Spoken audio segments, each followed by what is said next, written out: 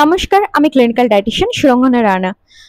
অনেকে কিন্তু অ্যানিমিয়া রোগ নিয়ে ভীষণ ভুক্তভোগী। তাদের ক্ষেত্রে দেখা গেছে ডায়েটটা কিন্তু কোনোভাবে মেনটেন না করার জন্যই কিন্তু অ্যানিমিক সিচুয়েশনটা কিন্তু অনেক সিভিয়ারের দিকে চলে যাচ্ছে।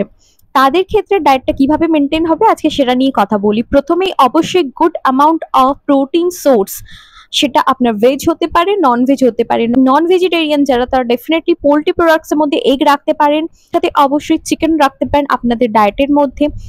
ড্রাই ফ্রুটস এর মধ্যে কিন্তু good amount of almonds, cashew, raisins এইগুলো কিন্তু আপনি আপনার ডায়েটের মধ্যে রাখতে পারেন। গুড অ্যামাউন্ট অফ আয়রন আপনি পাচ্ছেন ওখান থেকে। লিফি ভেজিটেবলস এর মধ্যে ডার্ক লিফি ভেজিটেবলস কিন্তু আপনাকে ইনটেক করতে হবে। অবশ্যই কিন্তু আপনি চেষ্টা করবেন milk product and leafy vegetables দুটো একসাথে ইনটেক না করার। সেটা অবশ্যই একজন ক্লিনিক্যাল ডায়েটিশিয়ান অ্যান্ড নিউট্রিশনিস্টের কাছ থেকে পরামর্শ নিয়ে কিন্তু আপনারা আপনার ডায়েটের মধ্যে ইনটেক করবেন। তার সাথে অবশ্যই কিন্তু আপনারা যারা মিল্ক ইনটেক করতে পারেন, যাদের মিল্ক ইনটলারেন্স নেই, তারা ডেফিনেটলি আপনাদের ডায়েটের মধ্যে কিন্তু মিল্ক রাখতে পারেন। নন ভেজিটেরিয়ান তারা প্রত্যেকদিন 1 থেকে 2টো বয়েলড এগ আপনাদের ডায়েটের মধ্যে রাখতে পারেন। যদি ডায়েটটা আপনার প্রপারলি মেনটেন করেন দেন ডেফিনেটলি অ্যানিমিক সিচুয়েশন আপনার মেডিকেশনের সাথে সাথে অনেকটা পরিমাণে ইমপ্রুভ করতে কিন্তু হেল্প করবে। তো আশা করি এই জিনিসগুলো মাথায় রাখবেন, সুস্থ থাকবেন, ভালো থাকবেন। দেখা হচ্ছে পরের ভিডিওতে।